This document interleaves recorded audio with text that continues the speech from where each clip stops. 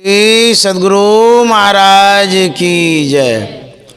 नमामि अमित ज्ञान रूपम कृपालम अगम बोध दाता सुबुद्धि निधि विशालम क्षमाशील यति धीर गंभीर ज्ञानम धर्म कील दृढ़ थीर समधीर ध्यानम जगत त्राणकारी अघारी उदारम भगत प्राण रूपम दया गुण अपारम नमो सद्गुरुं ज्ञान दाता सुस्वामी नमामि नमामि नमामि नमामि। श्री सद्गुरु महाराज की जय। परमाराध्य सद्गुरु महाराज गुरुदेव महर्षि संत सेवी परमहंस जी महाराज रानेश्वर के सत्संग प्रेमी मान भाव माता एवं बहनों, आदरणीय श्री बैजनाथ चौधरी जी, उनके समस्त परिवार, हम लोग 2 दिनों से सत्संग करते आ रहे हैं। मेरे पास बहुत सत्संगियों का फ़ोन आते रहता है, क्योंकि YouTube में मैंने नंबर दे दिया है, तो सब कोई अपना सुख दुख बताते रहते हैं, अपनी समस्या बताते रहते हैं, हाल समाचार भी लिया करते हैं। मैं देखता हूँ कि जिस घर में बूढ़े व्यक्ति हैं, जो लोग बताया करते हैं, उस दृष्टि से कहता हूँ, उनको एक तो शारीरिक कष्ट है, शारीरिक दुर्बलता, दूसरा मानसिक दुर्बलता भी हो जाती है। जब शरीर कमज़ोर होता है, अवस्था जब बूढ़ी हो जाती है, उस समय चारों तरफ से कमजोरियां नज़र आती है। तन सहयोग नहीं करता है, परिजन भी पीछे नहीं आते हैं, वो भी सहयोग नहीं करते हैं। जो धन है, धन भी मदद नहीं कर पाता है। शरीर में जो अन्न आप ग्रहण करते हैं, वो भी सही से पच नहीं पाता है। चारों तरफ से विपरीत दशाएं नज़र आती रहती है। नींद रात में नहीं आती है, करवट बदल बदल करके समय काटते रहते हैं। बूढ़े और बीमार की बात कह रहे हैं। जब बूढ़ा शरीर होता है, उसमें अवलंब चाहिए। जैसे घर पुराना होता है, रिपेयरिंग चाहिए उसमें। यदि देख रेख घर का नहीं हो तो ढह जाता है।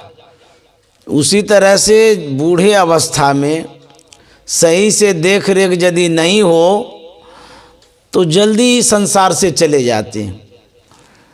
उनको एक स्नेह चाहिए। जिस तरह से बच्चे को आप चारों तरफ से ख्याल रखा करते हैं, भोजन का, कपड़े का, खाने पीने का, ठीक उसी तरह से जो वृद्ध हो जाते हैं उसके लिए ख्याल करना चाहिए। जब व्यक्ति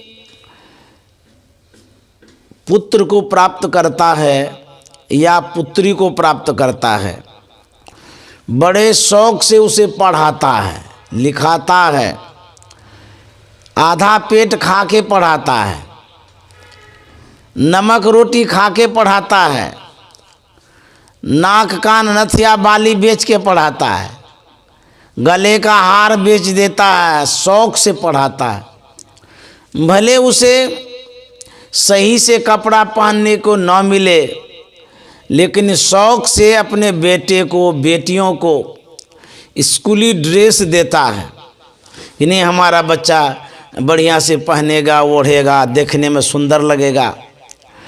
अच्छा से पढ़ाता, बहुत खर्चा करता है लोग सब।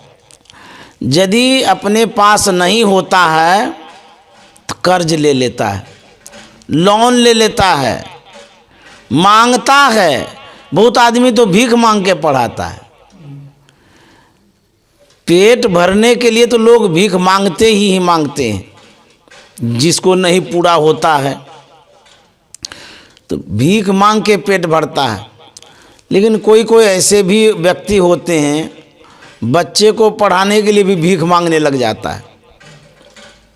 उसके मन में, अभिभावक के मन में इतना शौक होता है कि मैं अपने बच्चे को पढ़ाऊं, लिखाऊं, आगे बढ़ाऊं।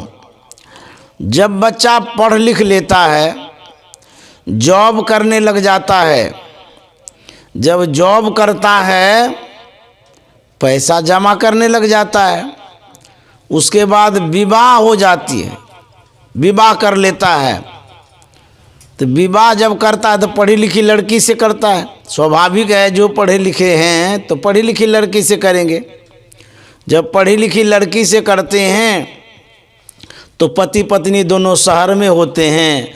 अब बूढ़ा बूढ़ी जंगल में, घर में, देहात में, गांव में होता है। जैसे किसी को घर जोगने के लिए वो गार्ड नहीं चाहिए, उसी तरह से माँ बाप को गार्ड बना देता है। घर जोगते रहेगा और देखते रहेगा। और जब उसी को कभी ज़रूरत पड़ता है बेटा बहू को, तब माँ बाप को याद करता है, सास ससुर को याद करता है कि नहीं चलो चलो उनके पास रहेंगे, वो देखभाल भी कर लेंगे। मान लिया जाए आप अभी देखभाल नहीं करते हैं, अनाथ असहाय अवस्था में छोड़ देते हैं सास ससुर को, माई बाप को, बूढ़े बुजुर्ग को, तो आपकी भी तो दशा वैसी होगी। कल्पना करिए कि आपको यदि नहीं कोई देखे तो कितना दर्द होगा उस समय, कितनी पीड़ा होगी। पढ़ लिख लिए हैं, जॉब करते हैं, अच्छी बात है, लेकिन माँ बाप के तरफ से बेखबर अपना मुलायम सैया पर सोते रहते हैं और इंजॉय करते रहते हैं शहर में रह करके। जिस माँ बाप को देहात में छोड़ दिए हैं उसको क्या बीतता होगा। आपको पढ़ाने के लिए वो माँ बाप ने क्या क्या नहीं किया।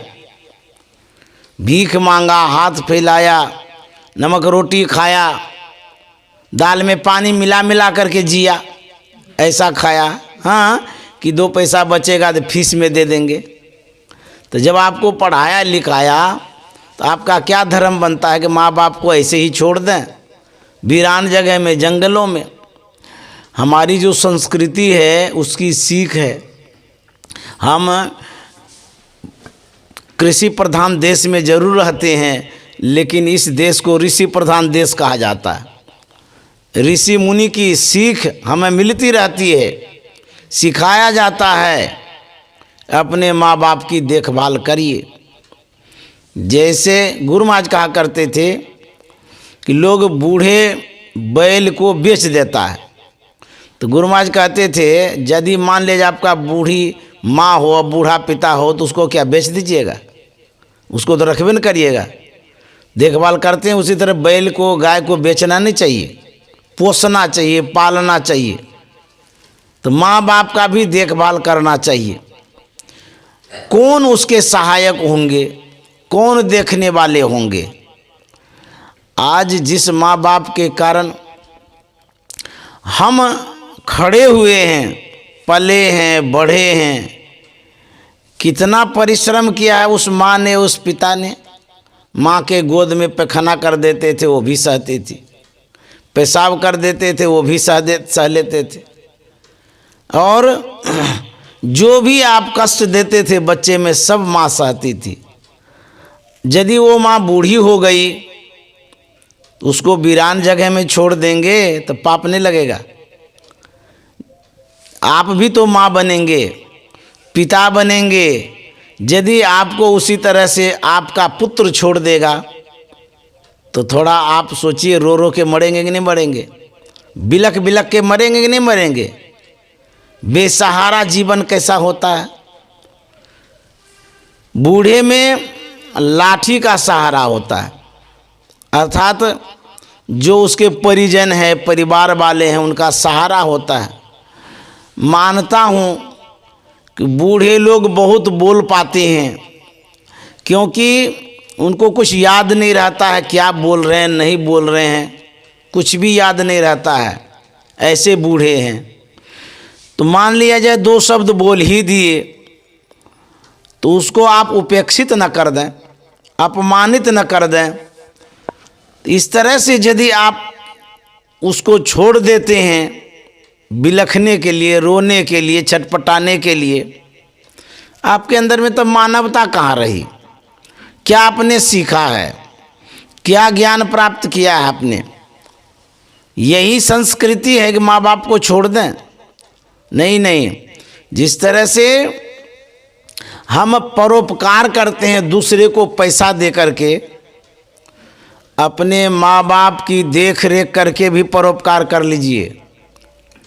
माँ बाप को छोड़ दिए हैं बिलखने के लिए, अपना धर्म और पुण्य करने के लिए जा रहे हैं, तो क्या पुण्य मिलेगा?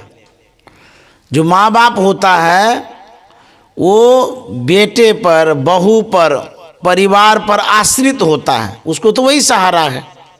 कौन देखने के लिए आएगा? सो बताइए, उस अवस्था में कोई दूसरा आदमी नहीं देखता, अपना ही देखता है। तो माँ बाप इसलिए बेटे को पढ़ाता है, लिखाता है, समझाता है, सिखाता है, ताकि इन वक्त पर वो बेटा और बहू काम आवे, परिवार वाले काम आवे।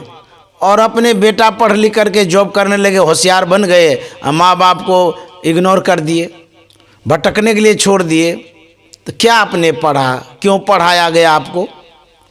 इसलिए जो बुजुर्ग होते हैं उसका देख रेख हम ही करेंगे, हम समाज के आदमी करेंगे, परिवार वाले करेंगे, पुत्र जो है वो करेगा। मेरा कहना ये है कि जो वृद्ध हो गए हैं उसको सहारा आप दीजिए, सहयोग आप करिए, मदद करिए। आप यदि मदद नहीं करेंगे, सहारा नहीं देंगे, तो फिर क्या होगा? पुण्य नहीं, आप पाप ढेर जमा करेंगे। फिर इसलिए कहते हैं कि माँ बाप का देख रेख करना चाहिए। वैसे तो भगवान सबका सहयोग करते हैं, मदद करते हैं, लेकिन भगवान पुत्र के रूप में भी तो सहयोग करते हैं, बहू के रूप में भी सहयोग करते हैं, बेटी के रूप में भी तो सहयोग करते हैं। तो इस तरह से मदद करते हैं, ईश्वर मदद करते हैं, लेकिन परिवार के रूप में, परिजन के रूप में, समाज के रूप में कोई न कोई रूप धारण करके आते हैं मदद करने के लिए। तो कहते हैं ईश्वर पर विश्वास रखिए, ईश्वर अवश्य मदद करेंगे, भगवान अवश्य मदद करते हैं और करेंगे भी। ईश्वर विश्वासी बनना चाहिए, लेकिन हमारा जो कर्तव्य है हम निभाएंगे, भगवान का जो कर्तव्य है भगवान निभाएंगे। भगवान अगर अलग कृपा करेंगे, अब परिवार वाले जितने हैं वो अलग आप सेवा करेंगे। हम अपने धर्म को निभाएंगे, भगवान अपने धर्म को निभाएंगे। एक चिड़िया थी जिसे बटेर कहते हैं, छोटी सी चिड़िया, वो किसी वृक्ष पर बैठने जा रही थी, बाज की नज़र पड़ी, वो सोचा कि इसको पकड़ करके हम खा लेंगे, झपट्टा मारा बाज। तब तक में वो छोटी सी चिड़िया डाल के ओट में चली गई, छिप गई। वो बैठी जरूर, चिड़िया ने देखा कि मेरे पीछे बाज पड़ा है, इधर उधर नज़र दौड़ाने लगी। उसी वृक्ष के नीचे एक शिकारी था। शिकारी चिड़िया का शिकार करने वाला था। जैसे ही चिड़िया बैठी तो शिकारी की नज़र पड़ गई चिड़िया पर। शिकारी शिकार करने के ख्याल से वो धनुष बाण तान दिया, निशाना लगाने लगा चिड़िया पर। चिड़िया की नज़र पड़ती है तो नीचे में धनुष बाण तान दिया है और ऊपर में बाज मंडरा रहा है पकड़ने के लिए। दोनों तरफ से मरण हमारा। अब बुझिए तो, नीचे में शिकारी बांध तान दिया, ऊपर में बाज मंडरा रहा है। कभी कभी ऐसी परिस्थितियां आती हैं, विकट परिस्थिति। कहते हैं आगे खाई पीछे कुआं, बीचे में आप पड़े हैं, जिधर जाएंगे गिरेंगे। वैसी स्थिति में क्या करेंगे? सूरदास जी महाराज ने अपने पद्य में लिखा है, वह चिड़ियाँ आंख बंद कर लेती है और प्रभु से प्रार्थना करने लग जाती है। क्यों? कोई सहारा तो है नहीं, नीचे भी दुश्मन ऊपर भी दुश्मन। चिड़िया कहती है अब की राख ले हो भगवान, मैं अनाथ बैठी द्रुम डलियाँ पारधि तानियो बान। हे भगवान अब की बार आप रक्षा कर दीजिए, बचा लीजिए, नहीं तो हमको अब कोई बचाने वाला नहीं है, क्योंकि दोनों तरफ से दुश्मन है। कहते हैं मुख की अपेक्षा भगवान मन की विशेष सुनते हैं। मुंह से कितना दूर तक आवाज़ लगाइएगा, जितना दूर तक लगाइए लगा लीजिए। यदि मन से जब पुकारते हैं, हृदय से पुकारते हैं, वो दूर तक आवाज़ जाती है। चिड़िया कहती है अब की राख ले हो भगवान, मैं अनाथ बैठी दुर्मडलियाँ पारधि तानियो बान। मैं तो बैठी हुई थी, लेकिन ये जो पारधी है, शिकारी है, वो बांध तान दिया है मारने के लिए। और ऊपर उड़त सचान, ऊपर में बाज मंडरा रहा है। अब आप रक्षा कर सकते हैं, बचा सकते हैं। वह प्रार्थना कर ही रही थी, शिकारी बांध तान दिया था, निशाना लगा रहा था चिड़िया पर। जब कोई निशाना लगाता है तो सभी ख्यालों को उस निशाने में लगा देता है। इधर उधर यदि ख्याल करेगा तो निशान ठीक से नहीं लगेगा। तो वह जो शिकारी था एकदम एकाग्र मन से आँख को मन को टिका दिया था निशाना पर, कि सीधा निशाना लगेगा तो एक बार में चिड़िया मर जाएगी। और देखिए दुश्मन अपना निशाना लगाता है मारने के लिए, लेकिन जो बचाने वाले होते हैं वो अपना निशाना लगाता है बचाने के लिए। मारने वाला अपना निशाना लगाता है, बचाने वाला अपना निशाना लगाता है कि हमारे भगत हैं, उसकी रक्षा करनी है। अब होता क्या है, जो चिड़िया प्रार्थना कर रही थी वह प्रार्थना भगवान सुन लेते हैं। और होता क्या है, वहाँ जंगल था, उसमें एक बिल था, उस बिल में विषधर सांप था। उसकी प्रार्थना से, चिड़िया की प्रार्थना से प्रभु प्रेरित होकर के वह सांप निकलता है और निकल करके सीधे जाता है शिकारी के पास। शिकारी तो निशाना ऊपर लगा रहा था, नीचे तो पता ही नहीं था क्या है नहीं है। सीधे गया, सांप पैर में काट खाया। जैसे ही सांप काटता है, विषधर सांप था, तुरंत विष चढ़ जाता है। विष चढ़ते ही शरीर में कपकपी आ जाती है, शरीर कपने लगता है। निशाना तो लगा ही रहा था, शरीर में जो कंपन्नता आ गई, बाण तो छूटता है लेकिन निशाना में चूक हो जाता है। बाण छूटा, सीधे जाकर के बाज को लग गया। ऊपर में जो बाज था ठीक उसको लग गया। देखिए होता क्या है, बाण छूटने से जो निशाना था उसमें चूक होने से ऊपर में बाज मर गया और नीचे में सांप के काटने से शिकारी मर गया और बीच में चिड़िया बच गई।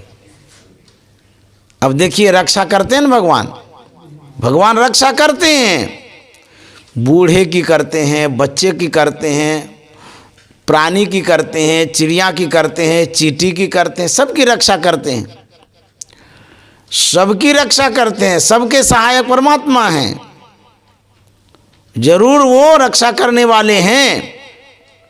विश्वास रखना चाहिए, भरोसा रखना चाहिए। जब दुनिया पर से भरोसा उठ जाता है तो जो दुनिया बनाने वाले हैं उस पर भरोसा रखिए। उनके तर्कस में एक से एक बाण है, एक से एक बाण वो रखते हैं, बचाने वाला बाण। तो उस पर भरोसा रखेंगे तो वो रक्षा करेंगे।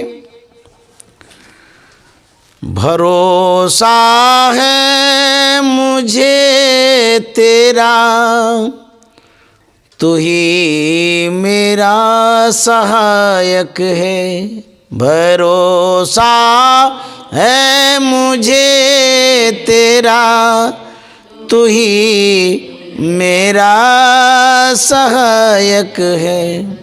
हम लोग यही कहा करते हैं, कोई मदद करे या न करे, गुरु महाराज को जरूर याद करते रहिए। गुरु महाराज सहयोग करेंगे। भले सब के सब छूट जाएं, बेटा बहू परिवार सब के सब छूट जाएं, लेकिन संत सदगुरु कभी नहीं छूटते। वो आपके अंग संग हर वक्त रहते, प्रगट हो आता नहीं। अंग संग हर वक्त रहते, प्रगट हो आता नहीं। हो रहे हैरान सागिल, जल्द दिखलाता नहीं। अंतर के अंतिम तह में गुरु है, मन पता पाता नहीं। नैनों के तिल में ज्योति उनकी, नजर में आता नहीं। अंतर के अंतिम तह में। कहते हैं वो जो गुरु हैं, जो अंग संग हर वक्त रहते हैं, वो छोड़ते नहीं हैं। सब के सब आपको साथ छोड़ देंगे, लेकिन संत सदगुरु नहीं छोड़ेंगे। वो हर वक्त आपके साथ रहते हैं, इसीलिए उनको याद करना चाहिए। और जो आपके पास जितना है उसमें खुश रहिए, संतुष्ट रहिए। भगवान आपके लिए अच्छा ही करेंगे, अच्छा ही करते हैं, लेकिन पूर्व जन्म कृत जो कर्म है उसका भोग भोगना ही पड़ता है। आपके पास नहीं कोई है तो ऐसा न समझिए हमारे पास कोई नहीं इसीलिए दुख है। अरे रावण के पास 1 लाख पूत 1.25 लाख नाती था, क्या उसको सुख था? उसको भी तो दुखे था।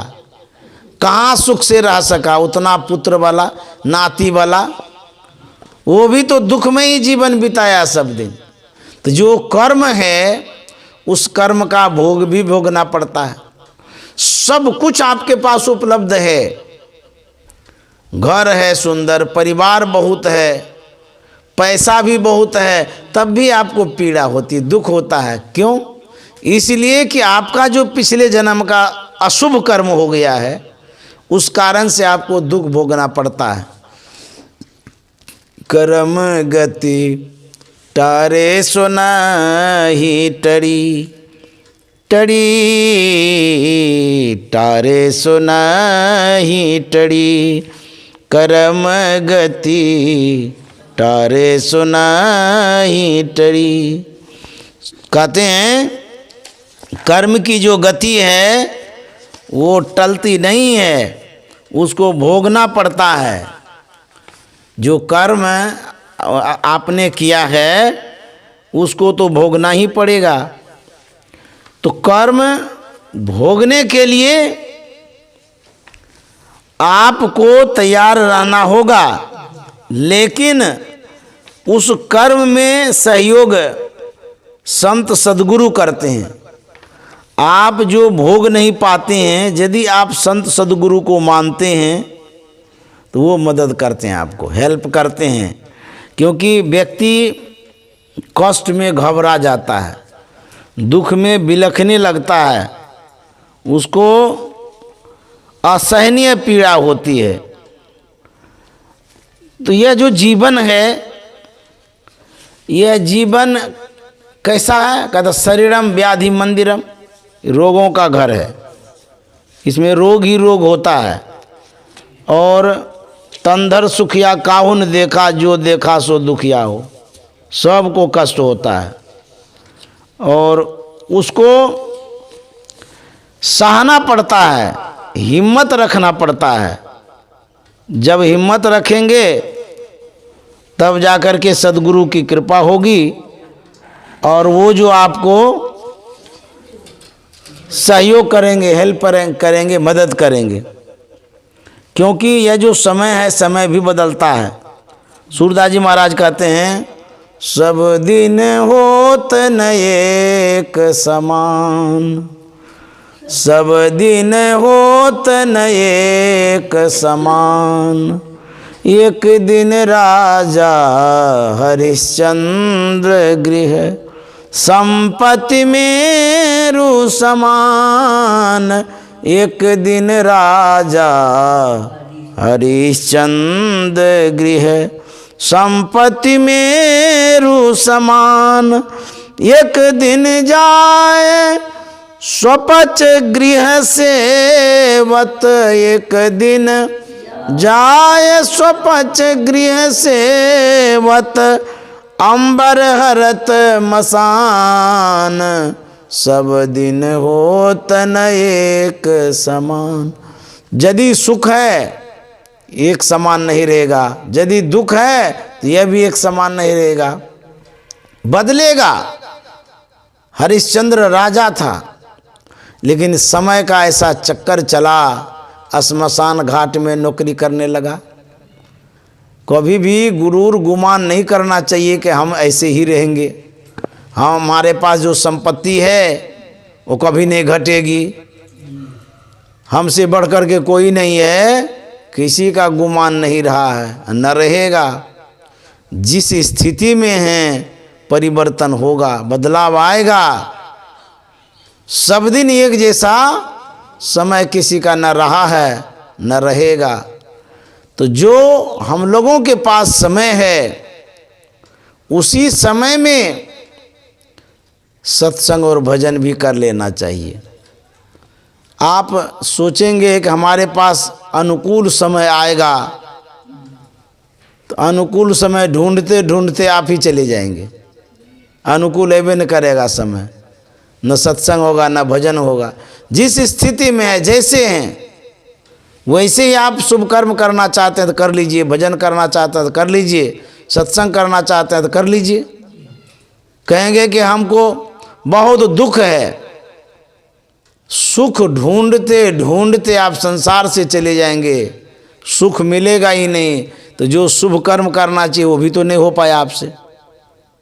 दुख में भी उस प्रभु परमात्मा को याद करिए और यह काम छोड़ना नहीं चाहिए। यदि दुख है या सुख है, जो भी है, भगवान का प्रसाद समझ करके उसको स्वीकार करिए। भगवान जो करते हैं आपके लिए अच्छा ही करते हैं। वो बुरा क्यों करेंगे? उससे क्या कोई दुश्मनी है, कोई झगड़ा है? भगवान से तो कोई ऐसा नहीं है कि उन्होंने कुछ लिया है या दिया है। भगवान जो भी करते हैं हमारे लिए अच्छा ही करते हैं। किस दृष्टि से अच्छा करते हैं, किस तरह से अच्छा करते हैं, एक लघु कथा है, सुनाते हैं। एक राजा था, वो शिकार खेलने के लिए बराबर जाता था। उसके पास एक मंत्री था, ईश्वर विश्वासी था, लेकिन राजा ईश्वर विश्वासी नहीं था। वो हिंसा करते रहता था, शिकार करते रहता था, लेकिन मंत्री बड़ा अच्छा था। जब जब राजा शिकार खेलने जाता था तो मंत्री को साथ लेके जाता था। एक दिन की बात है, राजा जंगल गया था शिकार खेलने के लिए। एक शिकार सामने में आया, राजा साहब वार करेंगे तो तलवार म्यान से निकाला। जैसे ही म्यान से तलवार खींचता है, इतनी उसमें तेज धार थी कि उंगली दो टुक हो गई राजा साहब की। तो दो टुक जब हो गई तो खून भी निकलने लगा। उंगली अलग हो गई। तो राजा साहब को पीड़ा हुई, दुख हुआ, चिल्लाने लगा कि मंत्री जी देखिए मेरी उंगली कट गई, 2 टुक हो गई उंगली। पास में ही मंत्री जी थे, भागते हुए आए, देखते हैं कि सही में उंगली 2 टुक हो गई है, खून भी बह रहा है। तो राजा साहब ने कहा कि देखिए न हमारी उंगली कट गई। तो मंत्री उसी समय कहा था भगवान जो करता है अच्छा ही करते हैं। देखिए बात सत्य है, लेकिन राजा के अनुकूल नहीं कहा उन्होंने। राजा ने कहा कि मंत्री तुम कितने निर्दयी हो कि मेरी उंगली कटी, मुझे पीड़ा हो रही है और तुम कहते हो भगवान जो करता है अच्छा करते हैं। उंगली कट गई तो अच्छा क्या करे भगवान ने? तुम संवेदनहीन आदमी हो। मेरी उंगली कटी और तुम कहते हो भगवान जो करता है अच्छा करते हैं। गुस्सा हो गया राजा को। आवेश में आकर के राजा ने कहा कि मंत्री तुम्हारी ये जो बातें हैं इससे मुझे बहुत ठेस लगी है, इसीलिए मैं तुझे अपने पास मंत्री पद में नहीं रखूंगा। तो मंत्री ने कहा कि भगवान जो करते हैं अच्छा ही करते हैं। बोला अच्छा, अब तुमको तनख्वाह भी नहीं मिलेगा, बाल बच्चा बिलखेगा, तब पता चलेगा भगवान कितना अच्छा करते हैं। भागो यहाँ से, जाओ मेरे पास। तो मंत्री को हटा दिया। मंत्री ईश्वर विश्वासी था, वो चला गया अपना घर।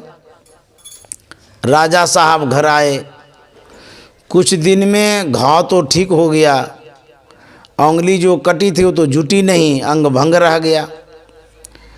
अब शिकार खेलने के लिए जाएंगे तो साथ किन को ले जाएंगे? राजा साहब को कोई अनुकूल व्यक्ति नहीं मिला, वह अकेले जंगल गया शिकार खेलने के लिए। घनघोर जंगल में चला गया। उस जंगल में कुछ बदमाश लोग रहा करते थे।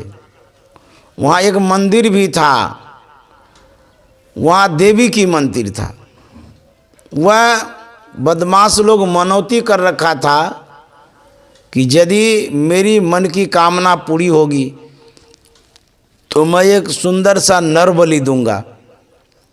देखिए किसी की भी पूजा करिए, भगवान तो सब में है। जो लौकिक कामना है अवश्य पूर्ति होती है। तो चोर बदमाश की क्या कामना होगी? चोरी करना, उसमें सफलता मिले, यही सब न कामना होगी। तो उसको सफलता मिल गई। तो सब चोर सब मिल कर के कहने लगा कि माँ ने तो सुन लिया, देवी माँ ने। अब देवी माँ के कहे अनुसार कुछ करना चाहिए। उन्होंने कामना की पूर्ति की है। हम लोग गच्छे थे, मनौती किए थे कि हम एक सुंदर नर बलि देंगे, तो देना भी चाहिए, चलो ढूंढने के लिए। राजा साहब जंगल में शिकार खेलने गए थे और चोर बदमाश जो सब था नर बलि के लिए नर खोज रहे थे। खोजते ढूंढते तो राजा साहब मिल गए। सब चोर कहता है बड़ा सुंदर मानव है, देखने में भी सुंदर, हट्टा कट्टा है, बहुत बढ़िया है। माँ तो खुश हो जाएगी, देवी माँ, इसका बलि देंगे। तो चारों तरफ से घेरा, पकड़ करके ले गया उसको देवी माँ के पास।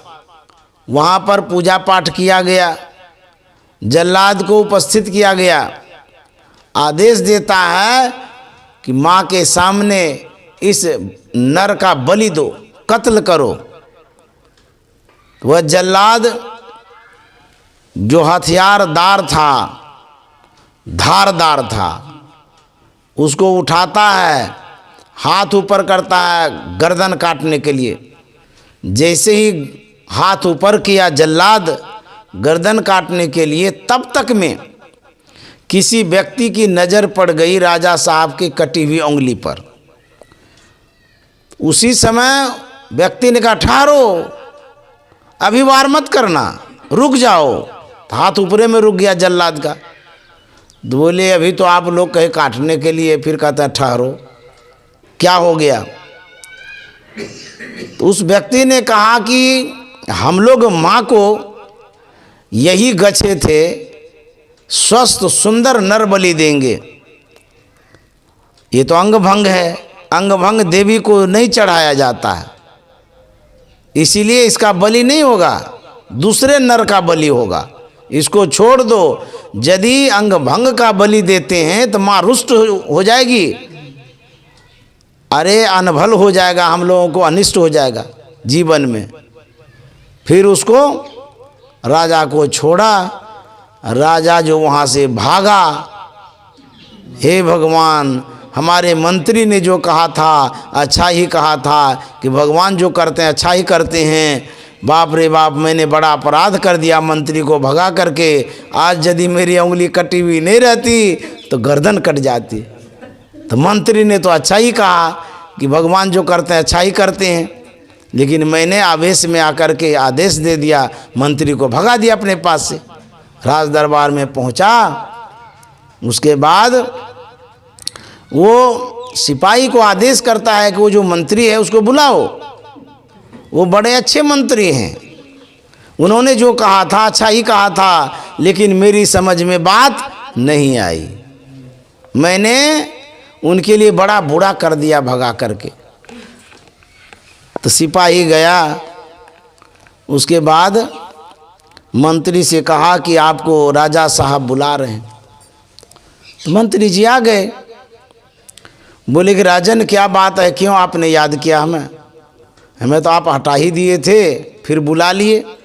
बोले कि मंत्री जी तुम्हारे जैसा हितैषी मंत्री कोई नहीं मिलेगा। अरे तुमने जो कहा था भगवान जो करते अच्छा करते हैं, ठीक है कहा था। यदि मेरी उंगली कटी हुई नहीं रहती आज गर्दन कट जाती, क्योंकि बदमाश लोग हमें पकड़ करके ले गया देवी के पास कत्ल करने के लिए, चढ़ाने के लिए। यही उंगली जो उस दिन कटी थी, उसी उंगली को देख करके उन्होंने कहा कि अंग भंग है, इसका बलि नहीं होगा, तो मैं बच गया। उंगली कटी थी तो गर्दन बच गया, उंगली नहीं कटी रहती तो गर्दन पर वार हो जाता, तलवार चल जाता। तो तुमने जो उस दिन कहा भगवान जो करते हैं अच्छा करते हैं, आज समझ में आया कि ठीक ही कहे थे। भगवान जो करते हैं अच्छा ही करते हैं, वो ठीक ही कहे थे, लेकिन उस दिन समझ में नहीं आया, आज समझ में आया।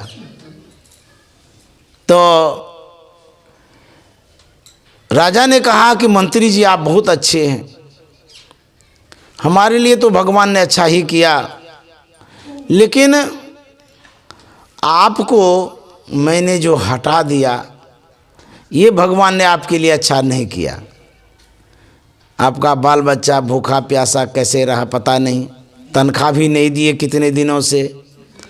हमारे लिए तो भगवान ने अच्छा किया, लेकिन तुम्हारे लिए तो भगवान ने अच्छा नहीं किया। मंत्री जी ने कहा कि राजन मेरे लिए भी भगवान ने अच्छा किया। बोले सो कैसे?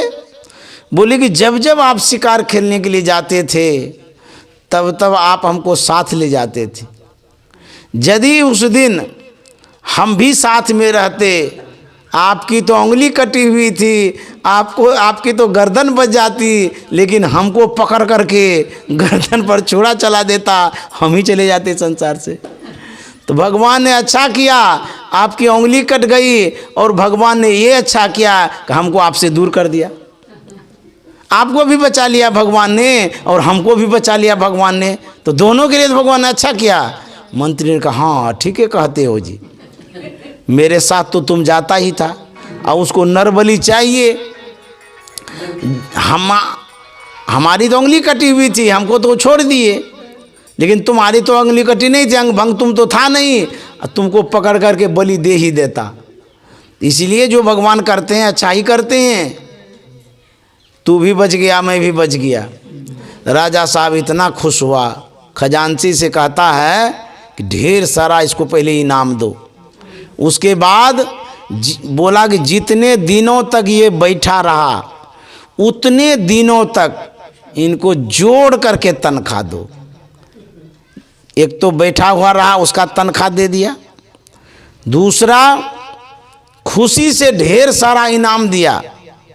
व्यक्ति को जब खुशी होती है उसमें ये नहीं देखता कि मैं इतना दे रहा हूँ उतना दे रहा हूँ, दिल खोल के देता है। उसमें ढेर सारा दान दे देता है लोग सब। जब मंत्री को इनाम दे दिया, तनख्वाह भी दे दिया, तो मंत्री ने कहा कि राजन देखिए भगवान कितना अच्छा करते हैं, आप भी बच गए, मैं भी बच गया, मैं बैठे रहा, भगवान कैसी कृपा करते हैं, बैठे बैठे तनख्वाह भी दे दिए और उसके बाद ऊपर से इनाम भी दे दिए, अब भगवान कितना अच्छा करेंगे। इसलिए ईश्वर विश्वासी बनिए। जब चिड़िया कहीं भी पेट भर लेती है, जबकि उनके पास बैंक बैलेंस नहीं है, देखें चिड़िया का बैंक बैलेंस, चिड़िया को कभी देखें हैं कि कहीं 1 कुंटल अनाज जमा कर दिया हो? कभी देखें हैं? चिड़िया कभी जमा नहीं करती है। जो चींटी होती है वो भी जमा नहीं करती है। चींटी को कभी देखें जमा करते? नहीं, वो भी जमा नहीं करते, उनके पास भी बैंक बैलेंस नहीं है। जो जानवर वीरान जंगलों में रहता है, जिसका न कोई माँ है, न कोई बाप है, न कोई भाई है, न बंधु है, जब वो जंगल में चिड़िया रहती है, जानवर रहता है, तो उसको कौन खिलाता पिलाता है? कैसे पेट भरता है? न परिवार पास में है, न कोई है हेल्प करने वाला, लेकिन भगवान उसको भी देखते हैं, चिड़िया को देखते हैं, जानवर को देखते हैं। जितने प्राणी हैं सब का पालन पोषण परमात्मा करते हैं। तो हम जो विवेकशील प्राणी हैं, हम लोगों को भी तो वही करते हैं, तो हम लोग घबराते क्यों हैं? हमारे पास तो परिवार भी है, पैसा भी है, बैंक बैलेंस भी है, इसलिए हम लोगों को घबराना नहीं चाहिए। भगवान जब वैसे वैसे का कल्याण करते हैं तो हमारा नहीं करेंगे? अरे मन, कबीर साहब कहते हैं, धीरज काहे न धरे धरे, धीरज काहे न धरे, अरे मन धीरज काहे न धरे, शुभ अरु अशुभ कर्म पुरबले, रति घटे न बढ़े, अरे मन धीरज काहे न धरे। कहते हैं मन को धैर्य रखिए, धीरज रखिए। धैर्य रखने से धीरे धीरे वह दुख भी दूर होगा, कष्ट भी दूर होगा, बदलेगा।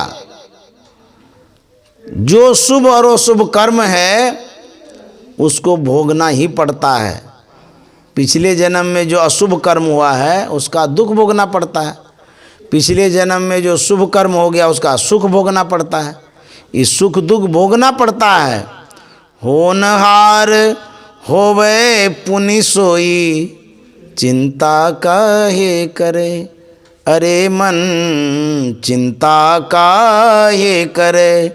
पशु पक्षी सब कीट पतंगा, पशु पक्षी सब कीट पतंगा, सबही की सुधि करे, अरे मन धीरज काहे न धरे। कबीर साहब कहते हैं पशु की भी देखभाल परमात्मा करते हैं, पक्षी की भी देखरेख करते हैं, कीट पतंग का भी देखरेख करते हैं, सब का करते हैं। तो हमारा नहीं करेंगे? हमारा भी करेंगे। विश्वास रखना चाहिए। गर्भवास में खबर ले तो हैं, बाहर क्यों बिसरे। जो गर्भवास में परमात्मा खबर लेते हैं, क्या खबर लेते हैं? बच्चा माँ के पेट में पड़ा रहता है। कितना छोटा सा पेट है, उस पेट में मांस भी है, हाड़ है, चमड़ा है, पैखाना है, पेशाब है, सब है पेट में। और उसी पेट में छोटा सा एकदम कोमल सा बच्चा रहता है। जब माँ भोजन करती है, दाल भात सब्जी भूजा कचौड़ी सब पचता है उस पेट में, जठराग्नि में। लेकिन परमात्मा की ऐसी कृपा रहती है कि कोमल सा बच्चा, कमल जैसा कोमल बच्चा 9 महीनों तक रहता है, तब भी नहीं पचता है। माँ सुबह खाती है, 2-3 घंटे में पचा देती है। कोमल चीज़, कठोर चीज़ सब पचा देती है। लेकिन परमात्मा ऐसे कृपालु हैं, उस बच्चे को पचने नहीं देते हैं, बचा लेते हैं। बच्चे को परमात्मा बचाते हैं, ये कृपा नहीं है। 9 महीनों तक बच्चा उल्टा टंगा रहता है। माँ जानती है इस बात को, क्योंकि आजकल जो भौतिक वैज्ञानिक का आविष्कार हुआ है, माँ के पेट में जो बच्चा होता है उसको जांच लेता है लड़का है कि लड़की है कि क्या है, मशीन से पता चल जाता है। तो हमारे ऋषि मुनि महात्मा लोग जानते थे इस बात को कि बच्चा उल्टा टंगा रहता है पेट में। आप हॉस्पिटल जाते हैं, प्लेटफॉर्म पर खड़े रहते हैं, बस में खड़े रहते हैं, कुछ ही देर में पैर दुखने लगता है, बैठना चाहते हैं, सोचते हैं कहीं बैठने का सीट मिल जाए तो अच्छा है कि नहीं। थोड़ी देर में पैर हाथ दर्द करने लगता है। जरा सोचिए, जो बच्चा 9 महीनों तक सिरासन में है, उल्टे टंगा हुआ है, कितनी पीड़ा होती होगी। आपको बाथरूम में 1 घंटा के लिए सिरासन में रख दे तो उगल पुगल मन करने लगेगा, भागने लगे, बाप रे बाप, दम घुटने लगा। 9 महीने तक बच्चा कहाँ रहता? पैखाना के बीच में, पेशाब के बीच में, खून के बीच में, गंदे स्थानों पर। नरक वास है वो। उस नरक से कौन उबारता है? परमात्मा, भगवान ही तो उबारता है। इसीलिए कहते हैं गर्भवास में खबर ले तो हैं, बाहर क्यों बिसरे। जब गर्भवास में खबर लेते हैं तो बाहर क्यों बिसरेंगे वो तो अभी भी हमको याद करते हैं, कृपा करते हैं। परमात्मा यदि कृपा न करें तो हम बच भी नहीं सकेंगे, समझ गए। वो कृपा करते रहते हैं, इसलिए विश्वास रखना चाहिए। जब बच्चा बाहर आता है तो माँ के स्तन में दूध आ जाता है। माँ बच्चे को स्तन से लगाती है, बच्चे को चूसने के लिए नहीं बताती है, लेकिन बच्चा चूसने लग जाता। अब बुझिए तो कहाँ से बच्चा आया? नवजात शिशु अभी जन्मा हुआ है, जैसे थन में लगाते हैं वो चूसने के लिए सीख जाता है तुरंत। कोई माँ सिखाया कि तुम बाबू इस तरह से चूसो? नहीं, वो अपना पीना शुरू कर देता है। तो ये प्राकृतिक एक देन है, वो कृपा है परमात्मा की, जो बच्चा पीना शुरू कर देता है। माँ के स्तन में जो दूध आता है, कितना दूध आता है, न वो घटता है न फटता है। अब बुझिए कैसा फ्रीज है माँ के पेट में, वो दूध फटता भी नहीं है। हम अपने फ्रिज में रखते हैं, बाहर करते फट जाता है और घट भी जाता है। अघट दूध माँ के स्तन में है तो किसने दिया? परमात्मा ने दिया है, ईश्वर ने दिया है। और देखिए माँ के पेट में कैसा हीटर लगा हुआ है, गुनगुना दूध आता है। जितनी माँ है सबको पता है कि जब बच्चा दूध पीता है तो हल्का गर्म रहता है। देखिए ज़्यादा भी गर्म नहीं, ज़्यादा गर्म होगा तो पी नहीं सकेगा, और यदि ठंडा रहेगा उसमें भी खराबी हो जाएगी। न गर्म है न ज़्यादा ठंडा है, नॉर्मल दूध। तो परमात्मा ने बच्चे के लिए हीटर लगा के रखा है ना पेट में, फ्रिज लगा के रखा है ना, फटता भी नहीं है दूध।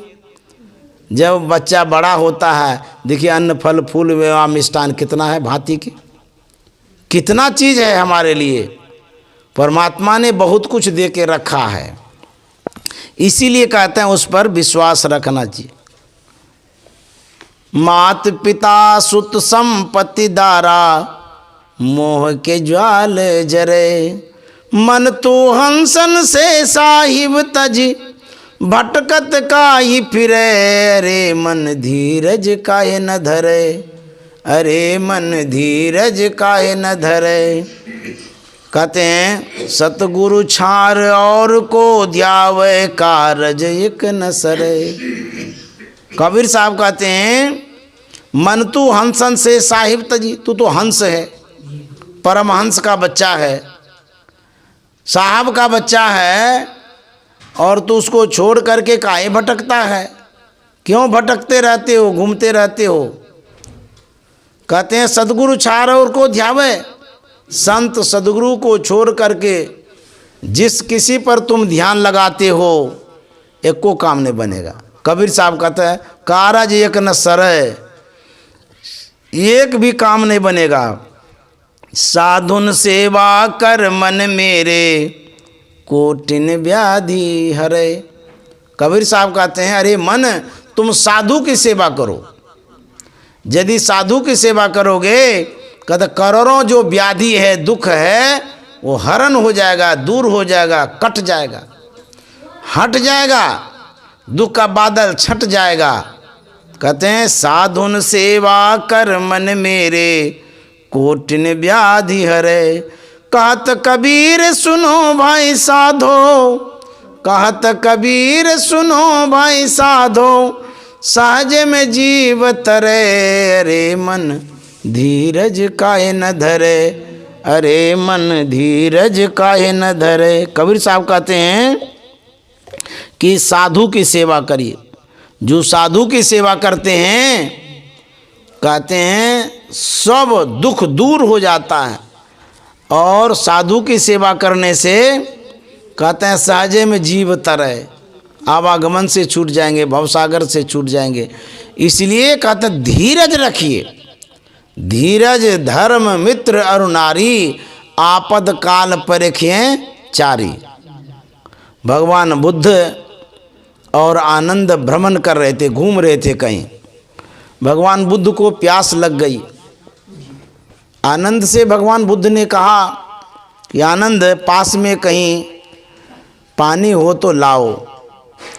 आज्ञा पाकर के आनंद पात्र लेता है, पास के झरने में जाता है। वह पानी लेना ही चाह रहा था कि अब पानी लेगा।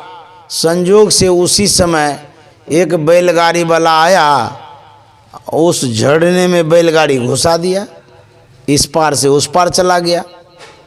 जो बैलगाड़ी घुसाया तो जितना शुद्ध था पानी सब गंदा हो गया, कीचड़ कीचड़ हो गया। अब वो कैसे पानी लेंगे? तो आनंद सोचने लगा इतना गंदा जल भगवान बुद्ध को कैसे पीने देंगे। ऐसा करते हैं दूसरे किसी जलाशय से पानी ले लेते हैं। फिर सोचते हैं कि नहीं नहीं, पहले भगवान बुद्ध को पूछ लें, दूसरे जलाशय में भेजेंगे तब न लेंगे। देखिए जो अच्छे सेवक होते हैं उसका धर्म यही होता है कि स्वामी जिस काम को बतावे उसी काम को करे। स्वामी की जो आज्ञा हो, जिसमें वो खुश रहें, वही काम होना चाहिए।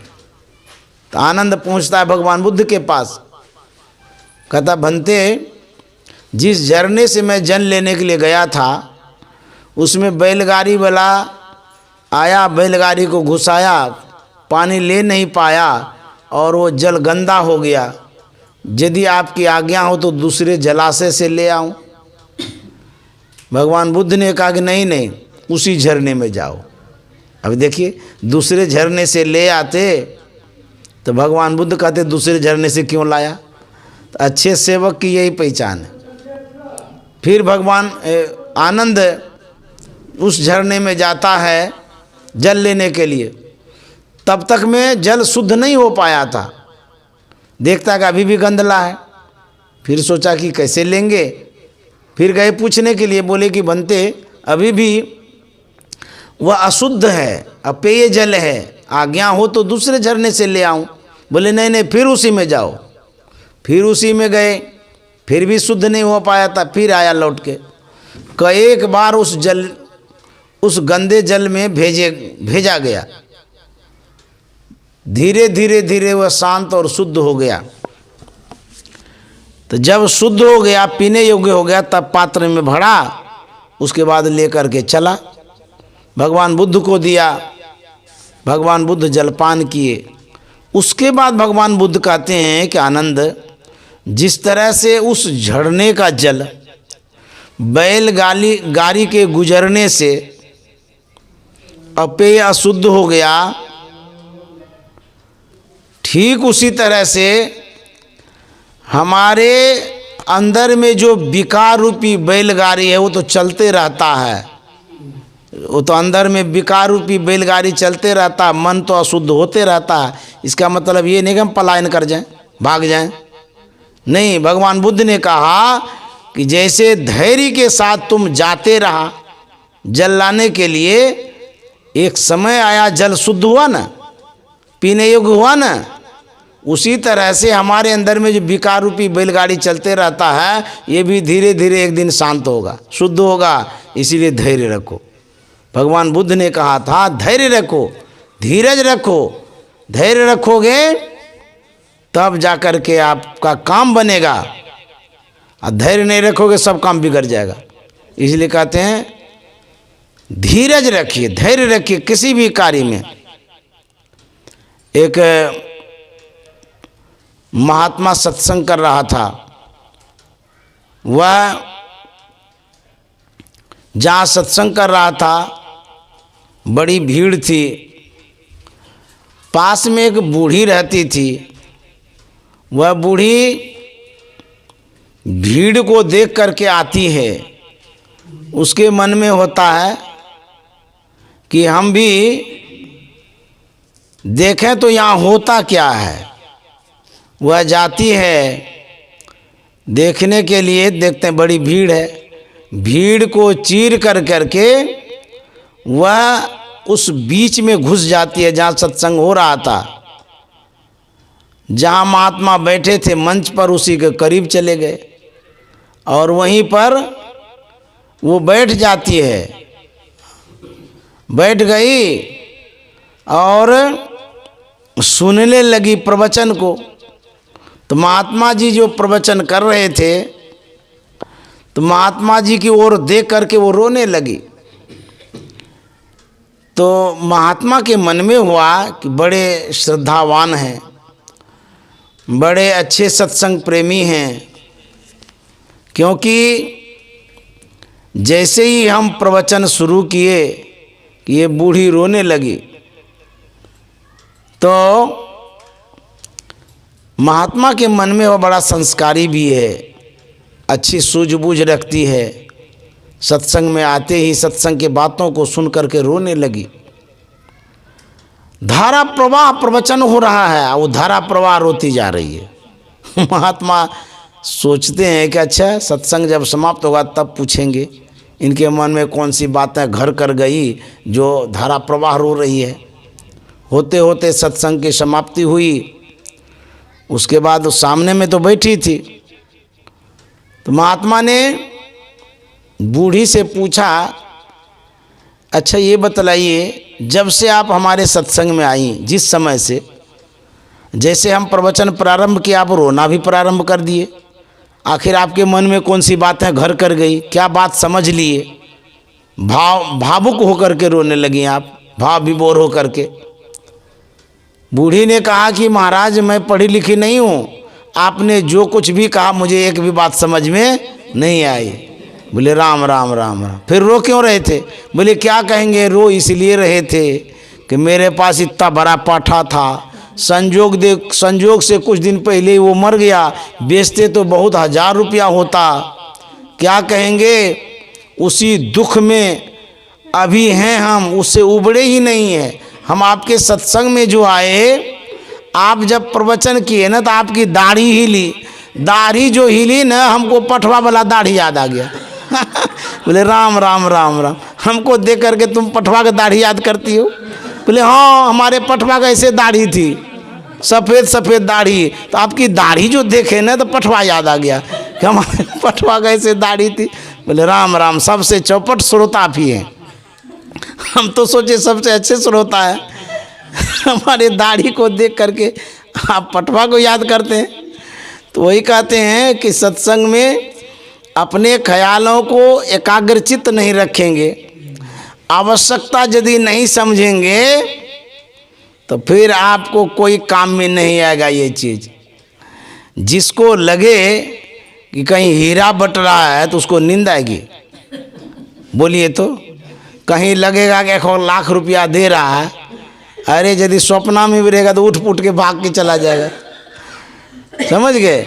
भाग जाएगा घर छोड़ के, 1 लाख रुपया मिला, चलो चलो चलो चलो।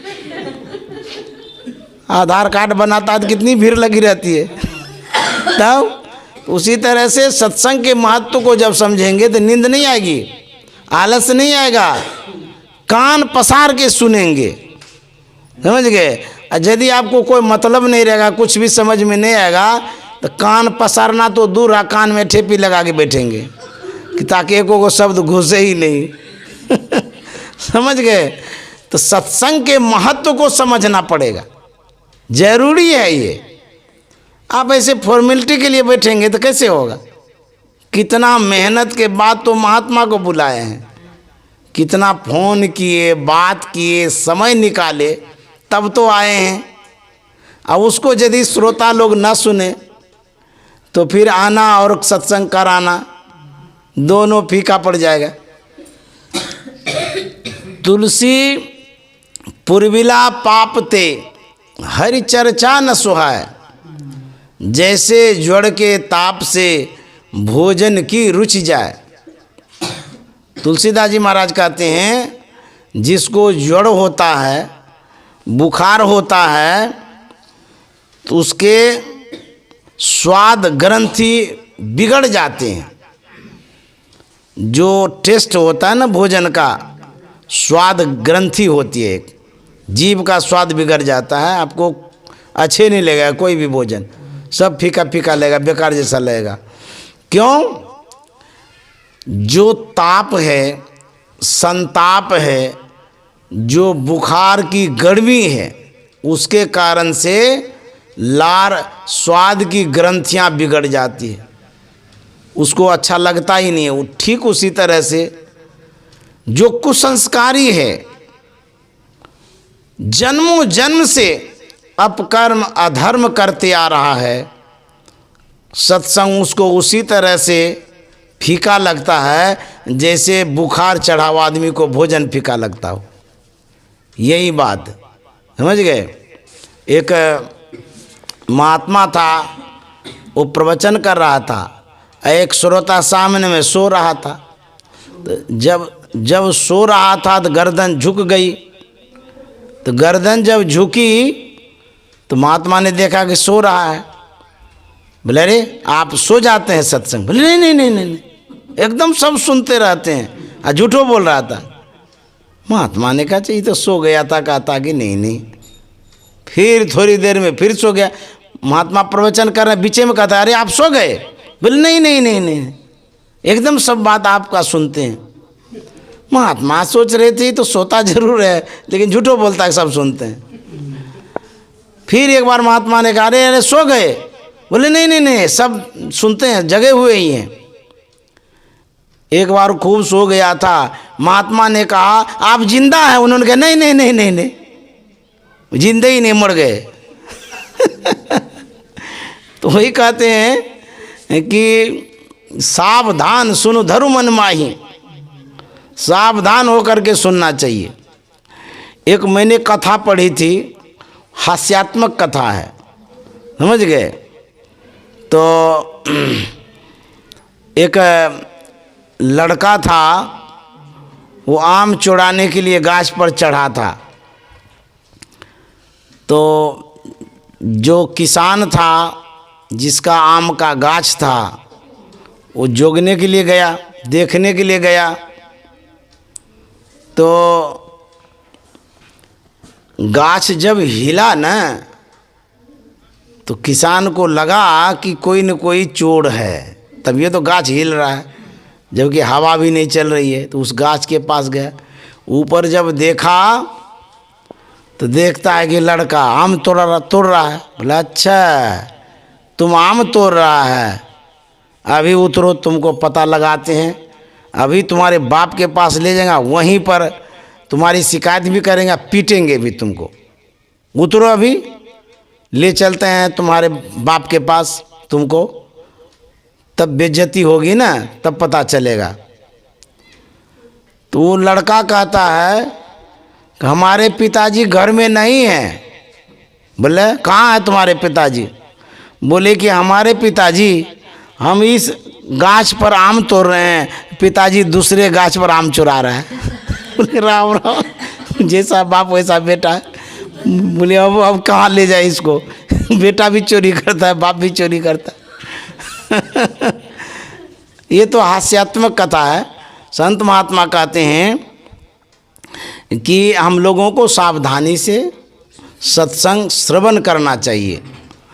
सुनी, तुलसी साहब ने कहा सखी सीख सुनी गुनी गांठ बांधो, ठाठ ठठ सत्संग करो। हे सखी सुनिए, गुनिए, मतलब विचार करिए, ठाठ ठठ सत्संग करिए, खुशी से करिए, प्रसन्न से करिए, क्योंकि ये यज्ञ है, ये ज्ञान का यज्ञ है। इस यज्ञ को यदि मनोयोग पूर्वक नहीं करेंगे तो फिर आपको क्या मिलेगा? इसीलिए प्रसन्न मन से खुश होकर के सत्संग सुनना चाहिए, करना चाहिए। मैं माता जी को बहुत बहुत धन्यवाद देना चाहूँगा। हमारे आदरणीय जो श्री बैजनाथ चौधरी बाबू हैं, उनको भी बहुत बहुत धन्यवाद। और इन लोगों ने हमें रानेश्वर में बुलाया सत्संग के लिए। आज दूसरा दिन है। माता जी की इच्छा है कि कल भी सत्संग कर दीजिए, तो कल भी कर दूंगा, कोई बात नहीं है।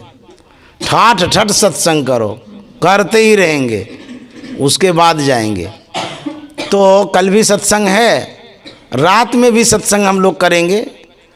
कुछ आदमी तो आते हैं, कुछ आदमी नहीं भी आते हैं, कोई बात नहीं, जो आते हैं वही सही है। उतने ही आदमी के बीच में हम सत्संग कर देंगे। जब भगवान शंकर प्रवचन सुनाना चाह रहे थे, श्रोता ढूंढ रहे थे, उसको श्रोता ही नहीं मिल रहे थे। अब किसको पकड़ करके हम सुनावें? वक्ता लोगों को बोलने का अभ्यास जब हो जाता है ना, श्रोता ढूंढते रहता है। कोई अच्छे श्रोता मिले, खूब सुनने वाला। अब भरपेट जब हम लोग बोलते हैं ना, तब अच्छा लगता है, आधा अधूरा में नहीं। तो श्रोता भी वैसा ही सुन होना चाहिए कि आँख फाड़ के सुनते रहे। इन्हीं का आँख बंद कर लिए तो गए काम से। तो भगवान शंकर ढूंढ रहे थे, कोई नहीं मिला। तो अपने धर्म पत्नी से कहते हैं कि कोई नहीं सुनता है, नहीं, लेकिन तुम तो सुनो। तो पार्वती भी सोचती है कि हम कहाँ जाएंगे, जो भी सुनाएगा सुनबे करेंगे, कि सुना दीजिए जो सुनाना। अब भगवान शंकर प्रवचन कर रहे हैं, माँ पार्वती सुन रही है। इतना सुनाया, इतना सुनाया, इतना सुनाया, पूरा रामायण बना दिया। अब माँ पार्वती भी ऐसे सुनने वाली कि सुनती ही रह गई। अब कहाँ जाएगी, पति पत्नी वाली बात है, अब घर छोड़ के तो नहीं जा सकती है। जब सुनाते थे सुनती रहती थी, और सुनाते सुनाते पूरा रामायण सुना दिए। अब बुझिए तो ऐसे वक्ता और श्रोता होते हैं। हमारे बाबा देवी साहब कैसे थे? वो भी गजब के थे। वो जब सुनाते थे तो भोरम भोर कर देते थे, 3 बजे तक सुनाते रहते थे। एक कोठो बैठा रहता था तो सुनाते रहते, सुनाते सुनाते सुनाते सबको सुला देते थे। जब सब सो जाते थे तब कहते थे कि जब चलो सब सो गया तो मैं भी जा रहा हूँ सोने। ऐसे सब भी महात्मा हैं। हम उतना भोर नहीं करेंगे, हम तो थक ही जाएंगे। हम अब ये समाप्त कर देते हैं, क्योंकि इतना भोर भोर करेंगे तो हम थक जाएंगे। तो श्री सद्गुरु आप लोगों को बहुत बहुत धन्यवाद, साधुवाद। खुश रहिए, आनंद से रहिए, उमंग से रहिए, उत्साह से रहिए, प्रफुल्लित रहिए, प्रमुदित रहिए। ये नया साल खुशहाल रहे। श्री सद्गुरु महाराज की जय।